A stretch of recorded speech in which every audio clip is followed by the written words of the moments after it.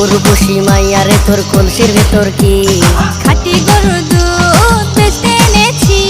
দে না একটু খাই, দামটা আগে চাই, আর দে না একটু খাই। দামটা আগে চাই, তোদের মতো ভিড় খাওয়াতে চেনে রেখেছি। উর্বশী মাইয়ারে তোর কলসির ভেতর কি খাঁটি গরুর দুধ বেচতে এনেছি। উর্বশী মাইয়ারে তোর কলসির ভেতর কি খাঁটি গরুর দুধ বেচতে এনেছি।